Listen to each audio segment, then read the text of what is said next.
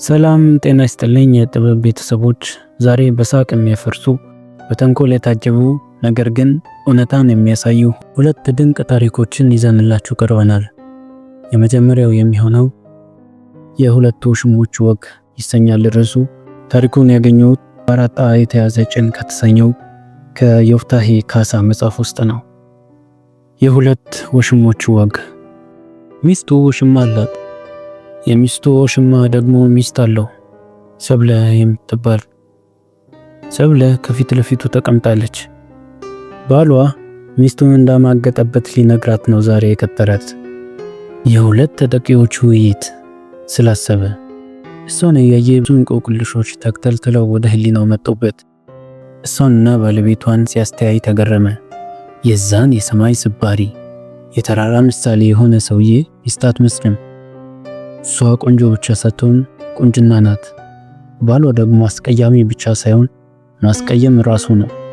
ዝንጀሮና ፒኮክ በመጋባታቸው በድንቃ ድንቅ መዝገብ ላይ መስፈር ሳይኖርበት አይቀርም።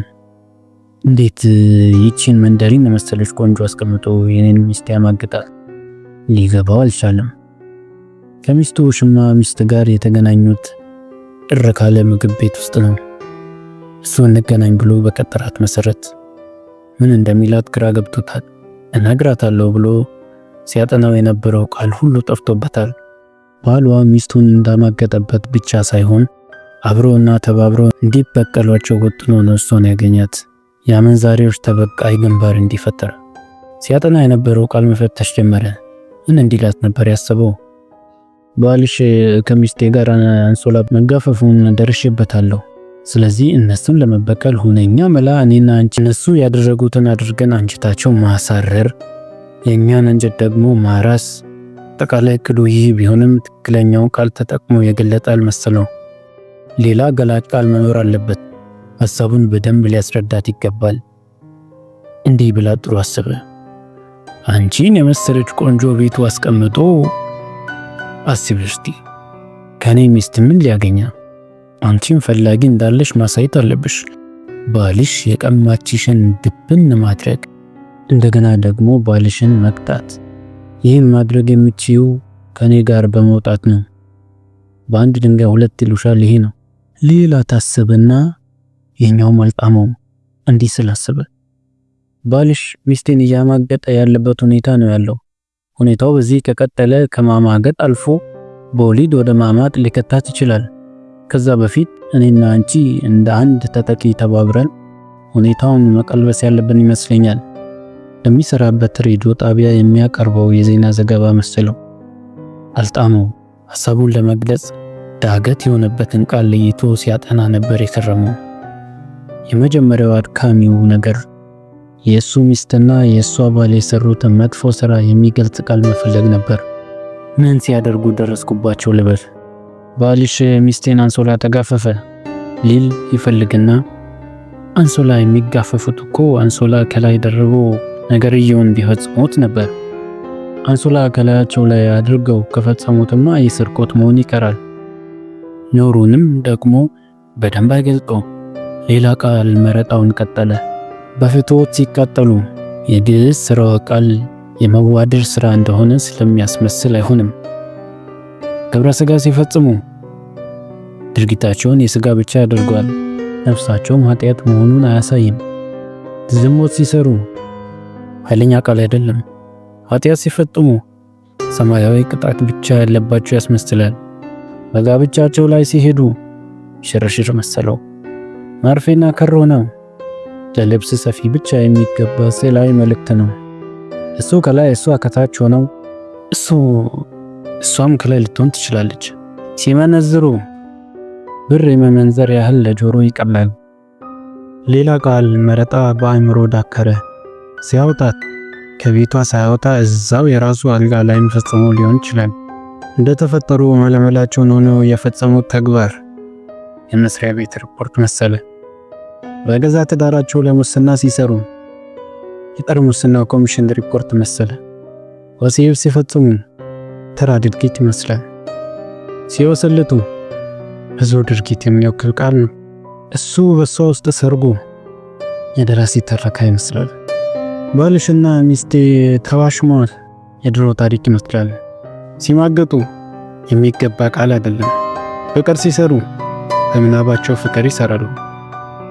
ሁሉም የልቡን ቁስል ሊገልጡለት አልቻለም። በመጨረሻ ሲጨማለቁ የሚለው ቃል መጣለት። ይህ ድርጊቱን በደንብ የሚገልጽ ሳይሆን አልቀረም። እንዲህ ብላት፣ ለጆሮዬ በሚቀፍ መልኩ ሲጨማለቁ አገኘዋቸው። ይህ ሳይሻል አይቀርም። የድርጊቱን አጠያፊነት ይገልጣል። ሲጨማለቁ ደስ አለው። ሁለተኛው እሷ ባሏን እሱ ሚስቱን እንዴት ይበቀሉ የሚለውን መግለጥ ነበር። እንዲህ ቢላትስ፣ ሁለቱንም ለመበቀል እኔና አንቺ ብንጨማለቅ ይህ ኃጢአት የሚሰሩ አስመስሎ ከድርጊት እንድትቆጠብ ሊያደርጋት ይችላል። እኛ ለተፈጸመብን በደል ፍትህ ነው እየሰጠን ያለ ነው። ሌላ ቃል መፈለግ ነበረበት። እንጀታቸውን ርር ኩምትር ለማድረግ አንሶላ ብንጋፈፍ። መጋፈፍ የሚለው ቃል የሆነ ዘረፋ መሰለው። እኛ እስከነሱ በምን እናንሳለን? አንዴ እንዳሳረሩን የልባቸውን አድርሰን እናሳብዳቸው። ተድርጊቱ ብዙም የሚገፋፋ አይመስልም። ተጫወት እንጂ አለችው የሚስቱ ሽማ ሚስት። ሰብለ ነበር ያለችው ስሟን። ንግግሯ ከገባበት ጥሪቅ ሀሳብ አወጣው። እሺ አለ ድንግርግር እያለው። በብርቱ ጉዳይ እፈልግሻለሁ ብለኸኝ ነበር አለችው ረጋ ብላ። ትኩር ብሎ አያት። የቀይ ዳማ ናት። ሳቅ ስትል ስርጉድ የሚል ጉንጭ ያደላት። ገነት ውስጥ ብትገኝ መልአክ ናት ሰው ብለው የሚከራከሩባት አይነት ቆንጆ። ባለቤቷና እሷ የሰማይና የምድር ያህል ይራራቃሉ። ባለቤቷ አስፈሪ ጭንብል አድርጎ የተወለደ ነው የሚመስለው። እንደ በር ክፈፍ፣ በአይኖቹ ዙሪያ የተንጠለጠሉ ቅንድብ፣ ሰፊና አራት ማዕዘን ግንባር። አዳም በእግዚአብሔር አምሳል ከተሰራ ባለቤቷ ሰይጣን በአምሳሉ ደብቆ የሰራው መሆን አለበት። አዎ ፈልጌሻለሁ ብሎ በረጅሙ ተነፈሰ። ምን ብሎ ይጀምርላት? ያ ጎልያድን የመሰለ ባለቤቷ አብራው የምትሰራው ባለቤቱን በተደጋጋሚ ሲያወጣት ወይም ሲያጨማልቃት እንደነበር የደረሰበት በአጋጣሚ ነበር። ከጓደኞቹ ጋር እየተዝናና ባለበት ሆቴል ማንም አላየኝም ብላ እየተገላመጠች ስትገባ አይኑን አለማመን ፈልጎ ነበር። አንድ ድራቅ የመሰለ ሰውዬ ተከትሏታል። በጥርጣሬ እንደተሞላ ተከተላቸው።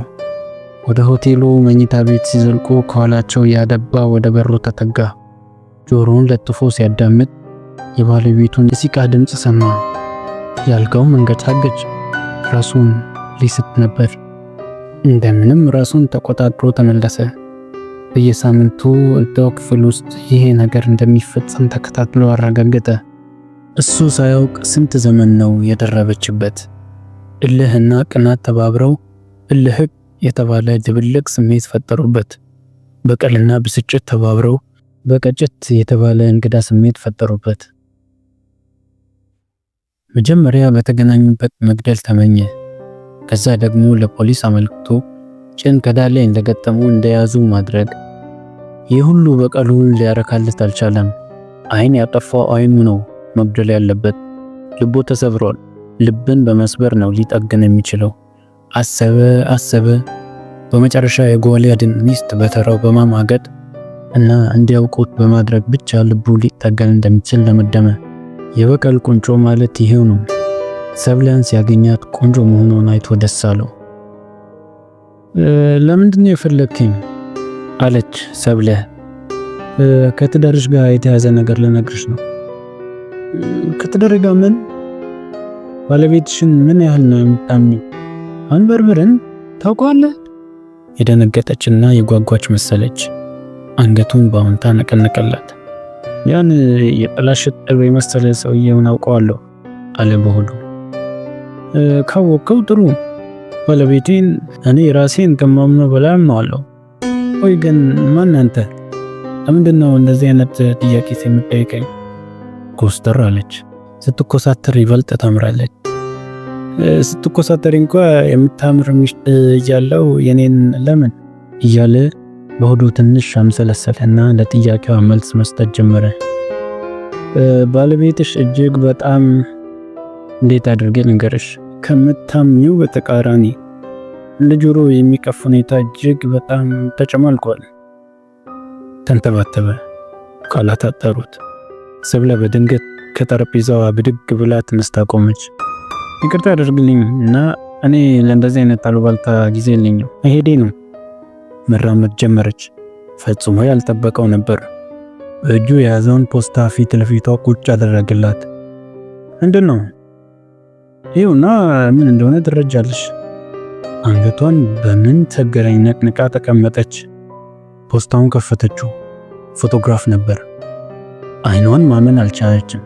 አናቷን በዱላ የተመታች መሰላት። እንበርበር ብላ ጮኸች።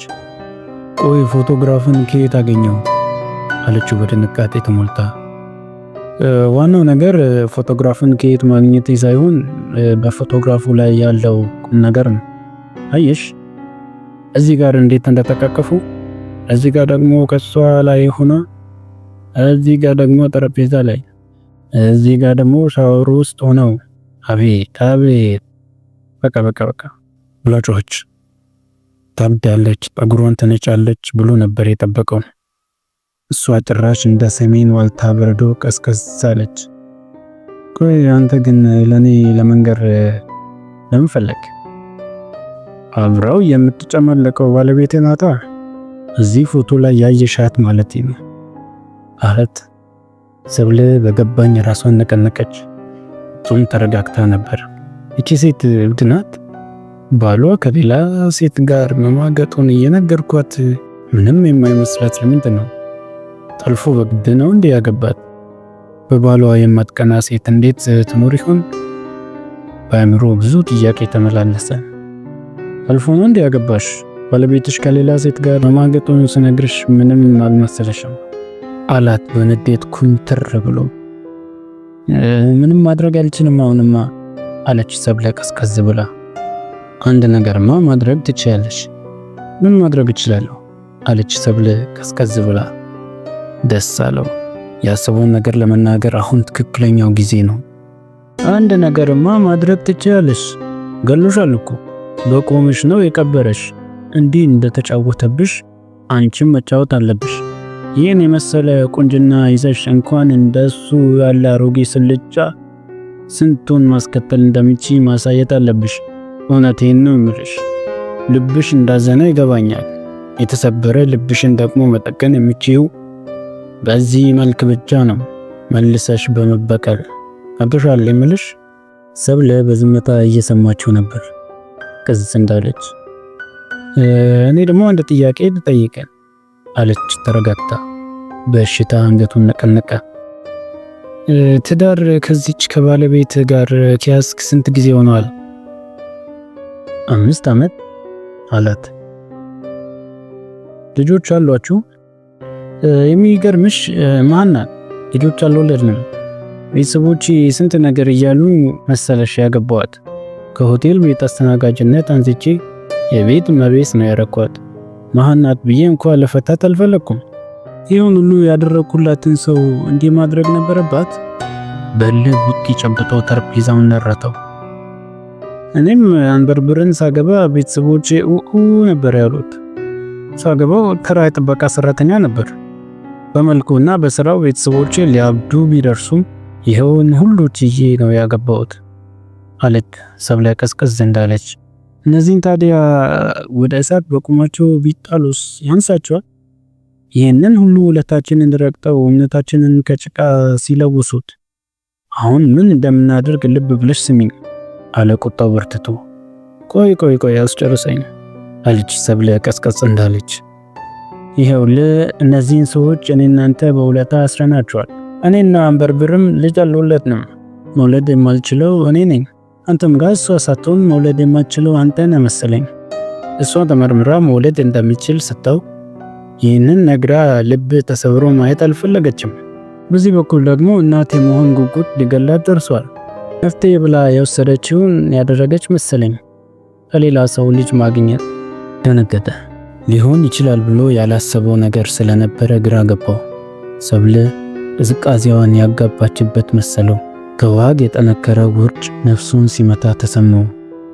እየሰሩት ያለው ነገር ትክክል ነው እያልኩ አይደለም፣ ግን ሰው የመፍጠር ፍላጎት ልታስቡ ከሚችለው በላይ ኃያል ነው። መቋቋም ሁሉ የሚችለው አይመስለኝም። ለምነው የሚያድሩ ሴቶች ለመውደድ ሲጓጉ አንድም በዚህ ፍላጎት ተከፋፍተው ይመስለኛል። እና ውለታችን ባያስራቸው ኖሮ በግልጽ ነግረውን ዘር ፍለጋ መሄዳቸው አይቀርም ነበር። አስረን ይዘናቸዋል። አይኖቿን ባዶ ላይ ተክላ ከተቀመጠችበት ተነሳች። ወደ ፍለጋቸው እንዲሄዱ ብንለቃቸውስ? በውለታ የተበተብነውን ክፋታቸውን ብንፈታላቸው እነሱም እኛም ትልቅ ሰላም እናገኛለን ብላ በአየር ላይ እንደምትራመድ ሁሉ እየፈጠነች ወደ በሩ ሄደች። ስትሄድ አስተዋላት። ቅስቃሴዋን አጋብታበታለች። ቅስቃሴዋን ተከትሎ እሱም ወደ በሩ ሄደ። አሁን ደግሞ ወደ ሁለተኛው ታሪካችን እንለፍ። እናቴ አሸባሪ ነች የሚል ሲሆን ታሪኩን ያገኘሁት ከአሌክስ አብርሃም መጽሐፍ ነው። ስለ ጽሑፉ እናመሰግናለን። አሁን ወደ ታሪኩ። እናቴ አሸባሪ ሆነች። አባቴ 6 ልጆቹን ሰበሰበና የመረረ ነገር ሲኖር ብቻ የሚጠቀምበትን ሰማያዊ ሽፋን ያለውን አጀንዳውን ፊቱ ዘርግቶ ስብሰባውን ከፈተ። ገና ከመጀመሪያው የዕለቱን አጀንዳ ሲያስተዋውቅ ነበር ሁላችንም የደነገጥነው። ወይዘሮ ማን ያህልሻል ተክሌን የሚመለከት ነው ሲል ግራ ተጋባን። የእናታችን ስም እንዲህ እንደ ባቡር ሐዲድ ረዝሞ ያውም በአባታችን ሙሉን ሲጠራ ሰምተን አናውቅም። ማነው ይሄ እኔ ገላ ወለላዬ ነበር በደጉ ቀን ሲጠራት። ሌላው ያጨናነቀን ነገር አባባ የእናታችንን ስም እንዲህ አራዘመ፣ ዋናውን ጉዳይማ እስከ ነገ ወዲያ አይጨርሰውም የሚል ስጋት ነበር። ያው እንግዲህ ይህ ቤተሰብ እስከሚመጣው የፋሲካ በዓል መካከለኛ የበዓል አከባበር ካላቸው ቤተሰቦች ተርታ ይሰለፍ ዘንድ ቀንታ ሌት የለፋና የደከመ መሆኑ እናንተ አይደበቅም። እንግዲህ በዚህ የሞት ሽረት ትግል ውስጥ ከዚህ ቤት ሳሎን እስከ አረብ ሀገር የተዘረጋው የቤተሰባችን መረብ ከፍተኛ አስተዋጽኦ እያበረከተ ይገኛል። አባባ ሲናገር አዳዲስ እና ሰምቻቸው የማላቃቸው ቃላት መዘግባለሁ። ለምሳሌ የሞት ሽረት ትግል፣ ተርታ፣ ቶርታ መስሎኝ ነበር። ደግሞ እኮ አባባ ቁም ነገር የምጽፍ መስሎት ጽፌ እስከመጨረስ ንግግሩን ገታ እያደረገ ይጠብቀኛል። ቀጠለ። እንግዲህ በዚህ ትግል ውስጥ እድገታችን እንቅፋት የሆነብንና ለዕለት ተዕለት እንቅስቃሴያችን ጋሬጣ እየሆነ ያስቸገረን የእናታችሁ የሽብር ድርጊት ነው አለ። ሽብር የሚለውን ቃል ጠበቅ አድርጎት ነበር። እናታችን ሽብር ድርጊት ውስጥ ተገኘች? ጉድ ፈላ። እርስ በርስ ተያየን። አዎ እናታችሁ በዓለም አቀፍ ደረጃ በግልጽ የሽብር ድርጊት ተብሎ ተቀመጡት ወንጀሎች ያልፈጸመቻቸው የሉም ቢባል ማጋነን አይሆንም። ታላቅ እህታችን እጇን አወጣች። እሺ ባንቺ አምላክ እድሉን ሰጥቼሻለሁ አላት አባባ። ኧረ አባባ ነገሩን አካበለው። አመሰግናለሁ። የኔ ሐሳብ አንደኛ የምንሰማው ነገር ስለኛ እናት መሆኑን ተጠራጥረናል። ሁለተኛ ክሱ እየቀረበባት ያለችው እናታችን ምን ስላጠፋች ነው ይህ ሁሉ በደል የሚደፈደፍባት አለችን ባየተናነቃት። የእናታችን ነገር አይሆንላትም። እማማ ስታስነጥስ ሳይቀር እህቴ አብራ ታስነጥሳለች። አረማመዷ፣ አነጋገሯ ሁሉ እንደማማ ነው። ጥሩ ጥያቄ ነው። እንግዲህ ሌላውን ትተነው ዋናውና የሽብር ድርጊቷን ብንመለከት አንደኛ እናታችሁ አንድም ቀን በጎ ነገር አስባና ተመኝታ አታውቅም። ለምሳሌ አብርሃም እስከ 2 ሰዓት ቢያመሽ ምንም እንኳ ከበለጠ ሻ ቤት ባልፍም ልጄን መኪና ገጭቶት ነው፣ ልጄ ከሰው ጋር ተጋጭቶ ታስሮ ነው፣ ልጄ በምሬት በሱዳን በኩል አልፎ አሜሪካ ገብቶ ነው የሚሉና ሌሎችንም ጭንቀቶችን በቤተሰቡ ላይ በመንዛት የሚማሩት ልጆች በጭንቀት እንዳያጠኑ እኔም ስራ ውዬ መጥቼ እንዳላርፍ ትልቅ ስነልቦናዊ ስጋት ስትነዛብን ትከርማለች። በዚህም ምክንያት መላ ቤተሰቡ ስጉና በርጋጊ ሆኗል። አጀንዳውን ገለጥ ያደረገና ባለፈው ሰላማዊ እህታችን ማለቱ ነው አንድ ልጅ መውደዷን ተከትሎ እናታችሁ የሚያሸብር ድርጊት ስትመክራት በጆሮዬ ሰምቻለሁ። ሰው የሌለበት ቦታ አትሂጂ፣ ወደ ሰው ጅብነት የሚቀየሩ ወንዶች አሉ እየተባለ ይወራል በማለት ልጅቱ ወንዶችን ከጅቦች ጋር አቀላቅላ እንድትመለከት በማድረግ ወደፊት ለትዳር የሚኖራትን አመለካከት ሳይቀር አዛብታባታለች። ድሮ አንዬ እያለች በእንቅልፍ ልቧ የምታወራው ልጅ ይኸው ዛሬ በላኝ ነከሰኝ እያለች ሌሊቱን ስትቃዥ ነው የምታድረው። ዋናው አስከፊው ነገር ደግሞ የመንቀሳቀስ መብት ከእግዚአብሔር የተቸረውን ሰውዬ እናትነት ስልጣኗን ያለ አግባብ በመጠቀም ማገቷ ነው። ሴቶች ከቤት እንዳይወጡና ጓዳ ለጓዳ እንዲርመጠመጡ፣ ወንዶችም እንደ ዶሮ 12 ሰዓት በቤታቸው ገብቶ እንዲሰፍሩ አድርጋለች። እነዚህ ልጆች ወጣ ካላሉ፣ ሰው ጋር ካልተደባለቁ እጣ ፈንታቸው ምን ይሆናል? አዎ የሁላችሁም ፊት የቀላው ድሎት አይደለም፣ የፀሐይ እጥረት ነው አለና ተራ በተራ ተመለከተን። አባባ ጠቆር ስለሚል በቆዳችን ቀለም እሱን አለመምሰላችን እና ሁላችንም በእናታችን መውጣታችን ሳበሳጨው አልቀረም። ሌላው እኔንም ራሴን የጦጣ የት ገባ የሚል ጥያቄና ፋታ በማይሰጥ ክትትል መቆሚያ መቀመጫ ማሰጣቷ አስከፊው ግፍና በደሏ ነው። አሁን በቀደም ዕለት እስከ 3 ሰዓት በማምሸቴ ጠፋ ብላ ፖሊስ ጣቢያ ያስመዝግባለች። 3 ሰዓት አሁን ምን አላት? ሁላችሁም ታውቃላችሁ። መቼ ለታ ነው ደግሞ አድማሱ ወንድማችን ማለቱ ነው ነስር ቢያነስረው ነጠላዋን አንጠልጥላ በመሮጥ ልጅን ደበደቡት ብላ አመለከተች። እንግዲህ ይህ ቤተሰብ ቦምብ እስኪፈነዳበት ካልጠበቀ በስተቀር ከዚህ በላይ ሽብር ምን አለ በማለት አብራራ። በእርግጥ እናታችን ከሚገባው በላይ የምትጨነቅና ጭንቀቷ የሚያስጨንቅ አይነት ሴት ነበረች። ግን በአሸባሪነት የሚያስፈረጃት ነው ብለን አልጠበቅንም ነበር። ቀስ ብዬ እጄን አወጣው። ማማ ገበያ ሄዳለች እና በሌለችበት ጉዳዩን ከማመልከት እስክትመጣ ጠብቀን ማስጠንቀቂያ ብንሰጣት ስል እህትና ወንድሞቼ በሀሳቤ ተስማሙ። አባባ ግን ተቆጣ። ምን ማለት ነው? ትናንት ለዛሬ ጠዋት በእርሷ ዙሪያ ስብሰባ እንደሚኖር ከምሽቱ 2 ሰዓት ከ19 ደቂቃ ላይ ነግሬያታለሁ። ሆነ ብላ ነው ዘንቢሏን ይዛ ስብሰባውን በማን አለበኝነት ረግጣ የጠፋችው። ስለዚህ ጉዳዩን በሌለችበት ልናይ ተገደናል። ደግሞስ በቁጥጥር ስር ያልዋለ አሸባሪ ከመቼ ወዲህ ነው ሊፈረድብህ ነውና ተገኝ ሲባል የሚገኘው? አካሄድ አለች ትርሲት። ገና የእናታችን ሽብርተኝነት ላይ ቤቱ ውሳኔ ሳያሳልፍ አሸባሪ ብሎ መጥራቱ ልክ አይደለም፣ ተቀባይነት የሌለው ድርጊት ነው አለች። ብዙሃኑ ተስማማበት። ቢሆንም ወንድማችን ዳንኤልና እህታችን እልፍነሽ ከአባባ ጎን ወገነው ቆሙ። ዳንኤል በእማማ ሱሰኝነቱ ስለተደረሰበት እና በፍልጥ ስላንቆራጠጠችው እማማን መደገፍ አልፈለገም። እልፍነሽም ብትሆን የምትለብሳቸው ልብሶች ላይ በእማማ የተጣለባት ከባድ ማዕቀብ ስላበሳጫት እንጂ አባባ ያለው ነገር ገብቷት እንዳልሆነ የታወቀው ቢሆንም አባባ እችን ልዩነት ተጠቀመባት።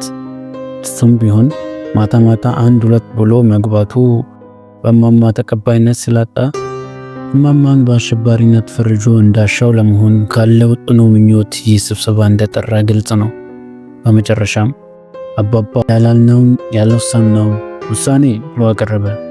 ወይዘሮ ማን ያህልሻል ተክሌ በዳሽ ክፍለ ከተማ በመንትስ ወረዳ የቤት ቁጥር ዳሽ ነዋሪ የሆኑ ቤተሰብ ላይ ከፍተኛና የተቀናጀ የሽብር ጥቃት ሲሰነዝሩ መቆየታቸው በቤተሰቡ አባራና ቆራጥ ልጆቹ በተቀናጀ ክትትል ተደርሶባቸዋል። በመሆኑም ከዛሬ ጀምሮ ወይዘሮ ማን ያህልሻል ክፍሌ ሽብርተኛ ተብሎ እንዲፈረጁ ቤተሰቡ ወስኗል። ከዚህ ዕለት ጀምሮ በልብስ ላይ፣ በመጠጥ ላይ እንዲሁም በመግቢያና መውጫ ሰዓት ላይ በእርሳቸው በኩል የሚጣሉ ማዕቀቦች ተቀባይነት አይኖራቸውም በማለት አወጀ። የደገፉት አጨበጨቡለት። ስብሰባው ተበተነ። 5 ደቂቃ ውስጥ 2 እህቶች አጫጭር ታፋቸው ላይ የቀረ ብጣቂ ልብስ ለብሰው ከየመኝታ ቤታቸው ብቅ አሉ። ዳንኤል አይኑን እያጉረጠረጠ ወደ ውጭ ሮጠ። ሊያጨስ እንደሆነ ነቅቼበታለሁ። አባባ ጠራኝና አብርሃም ና እስቲ ከወልዴ ግሮሰሪ 7 ቢራ ገዝተና አለኝ። ራሳቸው ባወጡት ሕግ እንዲህ ዓለማቸውን መቅጨት አለ እንዴ? ኦሆ! ቢራ ልገዛ መንገድ እንደጀመርኩ እናቴን ጠራራው ከንፈሯን አድፍቆት በወዛደር 1 ጆንያ ከሰል አሸክማና ዘንቢሏን በቤተሰቡ አስቤዛ ሞልታ አገበያ ስትመለስ አገኘኋት። ስታሳዝን አሁን ቤት ገብታ በአሸባሪነት ለፈረጅናት ተሰብሳቢዎች ምሳ ታዘጋጃለች። በጭንቀት እየተመለከተችኝ አብቹ የት እየሄድክ ነው? በዚህ በጠራራ እንኳን ቤት አረፍ ብትል ምን አለ? ራስህን ያመሃል፣ ቶንስልም ይነሳል። ምን ይሻላል አንተ ደግሞ መሃል መንገድ ላይ መኪና ድንገት ቢመጣስ ዳርዳሩን አትሄድም? አለች ዘንቢል ባለያዘ እጇ ራሴን እያሻሸች። ማሚ ከስብት ድርጊቷ አልተቆጠበችም።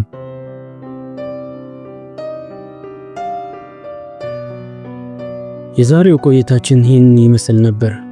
በደራሲ አሌክስ አብርሃም ብዕር እናቴ አሸባሪ ነች እያል የቤት ውስጥ ዲሲፕሊን ጣሪያ ሲነካ የሚፈጠረውን አስቂኝ ገጽታ አየን። ቀጠል አድርገን ደግሞ በዮፍታሔ ካሳ የተጻፈውን በሁለት ወሽሞች ወግ በኩል የሰውን ልጅ ድብቅ ማንነትና ሽኩቻ በሳቅ ታጅበን ተመለከት።